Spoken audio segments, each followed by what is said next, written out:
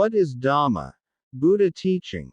By Bhante Punnazi. This talk will explain about what Dhamma, or Buddha teaching is. Well, we can talk about it if you are interested. The word swakhato bhagavata dhammo sanditthiko akaliko ehipassiko opanaiko pachattang veditabbo vinyohiti. The first statement, we have to break down this thing into different statements. The first statement is Su akhato bhagavata dhammo. The word su means something like good or even well, W-E-L-L, well. So, akhato means expressed in words. Akhato is a verbal expression. Now, su akhato means well expressed verbally. Now, there is a belief among some philosophers who say that the truth cannot be expressed. The truth is not something that can be expressed in words. That is a belief. But here the Buddha points out that a Buddha can express the truth in words. So the teaching of the Buddha is something that has been expressed in words very clearly. So it means swakhato bhagavata dhammo means the teaching of the Buddha is clearly expressed in words. So this is very important to understand that. Su akhato bhagavata dhammo.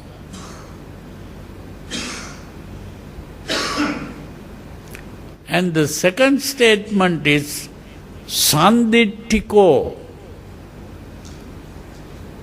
Sanditthiko.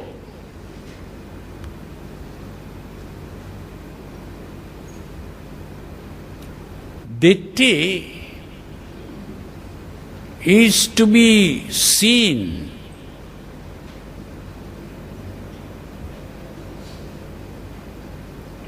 We are talking about something that can be seen. Here the Buddha is talking about not unknown things that cannot be seen. Here the Buddha is talking about things that can be seen. Now, they are seen doesn't mean that it is only through the eye. We see through all our senses. With the eye we see things. With the ears we hear things. With the nose we smell things. With the tongue we taste things. And with the body we touch things. So it is all understood through our own experience. In other words, it can be experienced through the senses, sensory experience. So in other words, whatever the Buddha is talking about is about something that can be seen, heard, smelt, tasted or touched. Here the Buddha is not talking about anything that cannot be experienced through the senses. In other words, that there is a word for this, and that means empirical. Empirical means that it can be experienced through the senses. So we are talking about something that can be experienced through the senses. We are not talking about something outside the senses. You see, that's very important to understand this. And this is why the teaching of the Buddha is talking about what is experienced through the senses. We are not talking about a truth outside the senses.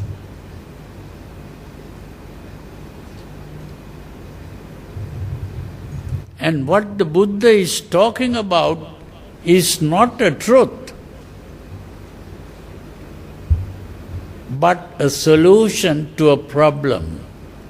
And the problem is what the Buddha talks about when he talks about the fourfold reality of life, what is today called the Four Noble Truths. The Four Noble Truths are not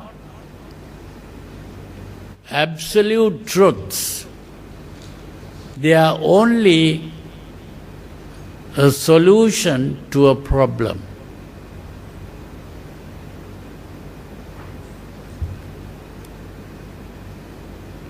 It's only a solution to a problem.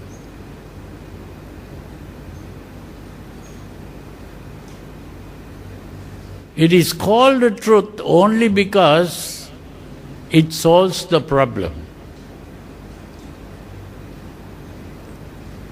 Because it solves a problem, it can be called a truth. It is to that extent that it is a truth.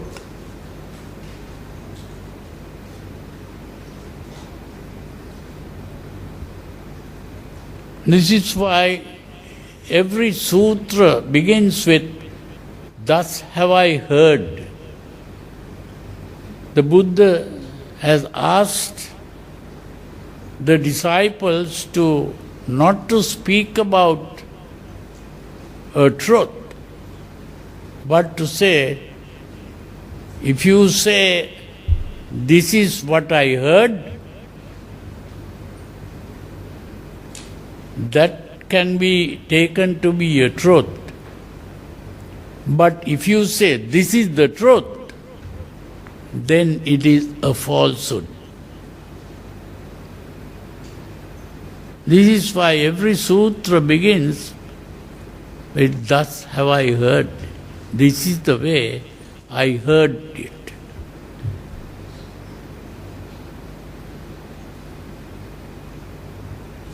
Or you can say, "This is what I have read in the book." Now, Bhante, his question is this. Yeah. You have always mentioned when something happens, it happens because of the presence of necessary conditions. Yeah. So if necessary conditions lead to this thing happening, do you call this thing happening as the truth, or do you call this thing happening as reality? Is that your question? Yeah, what I mean is those necessary conditions come together and the things happen. So this process, do you consider it as a proof or just a real proof? No, the thing is, we are not going to use the word truth. This is only an observation. You see, you observe that when certain things are present, something happens. That's only an observation. and without calling a truth. Because there is a sutra where the Buddha, one is what is called the Kalama Sutra, but there is also another sutra where the Buddha says, Ekam hi satchang na dutiya matti.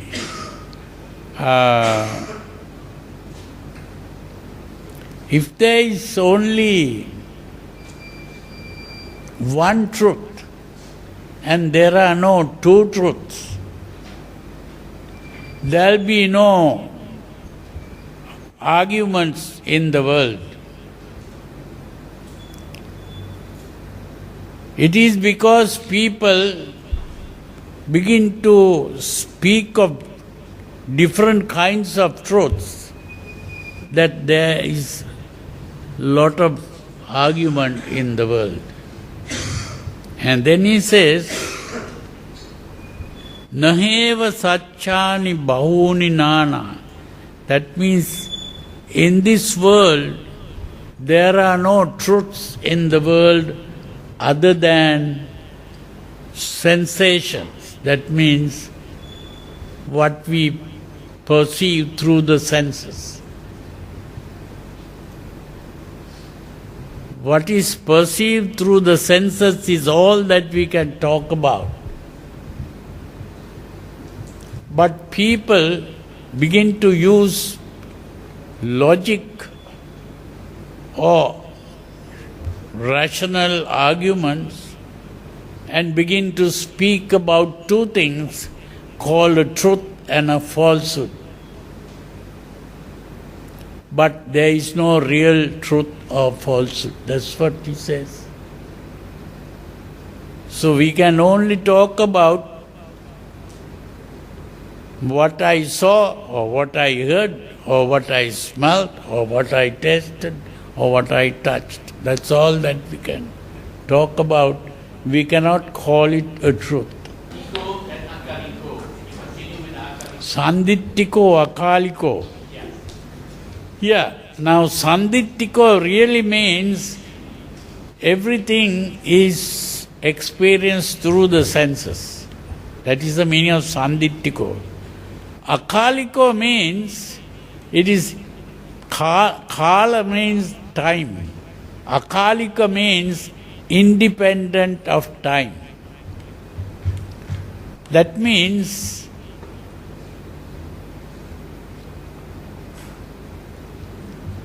we are not talking about time. In other words, we are not really talking about two things called space and time. Space and time are also concepts. These are not realities. What we call a reality is whatever is experienced through the senses is simply an experience through the senses. So every thing that we speak of as an existence is really not an existence, it is an appearance. So we have to distinguish between an existence and an appearance.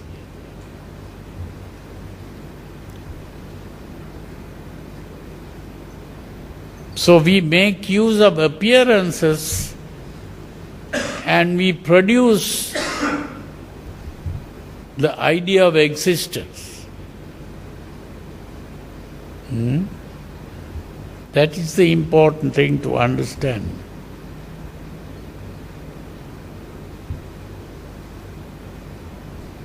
Sandittiko, akaliko. Now there is another one, ehi passiko. Ehi passiko means, ehi means come, passiko means see, come and see. Now, come and see really means it can be verified. To come and see is to verify it. Now, if you look in a telescope and see something that normal people can't see, you see it through the telescope. So you can say, well, I have seen it through the telescope, and you just believe what I say. But here, come and see means, just as I saw it through the telescope or even microscope, you can also come and see. That means it can be verified. So it's not some statement of the Buddha. Anyone else can come and verify it and see. So, come and see means verifiability. So, whatever the Buddha talks about is a verifiable truth, something that can be verified. He's not talking about something that cannot be verified by other people. He doesn't say, you just believe what I say. Sanditiko, akaliko, ehipassiko, and open-aiko is a very important word. Open-aiko means upanayati. Upanayati. Upa means inside. Nayati means to bring you inside or to divert your mind to the inside. In other words, it is introspective. Introspective means you look within and not look outside. So you have to introvert your attention. Focus your attention within instead of focusing your attention outside.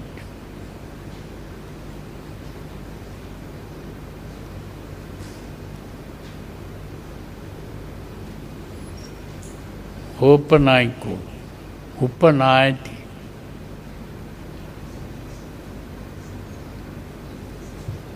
Open-aiko. Pacchattam veditabbo vinyohiti.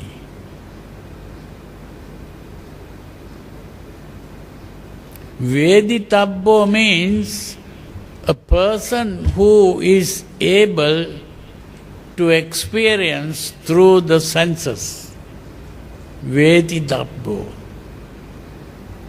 Pacchattam veditabbo means something that can be experienced by oneself. You don't have to believe because the Buddha said so. You can experience it by yourself. That is what it means.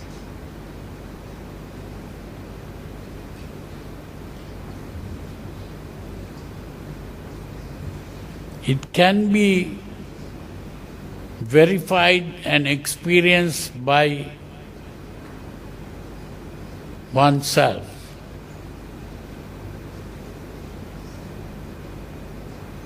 Vinyohi means one who is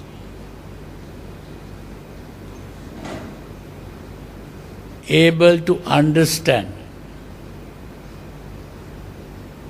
That means an intelligent person. An intelligent person can experience it by oneself.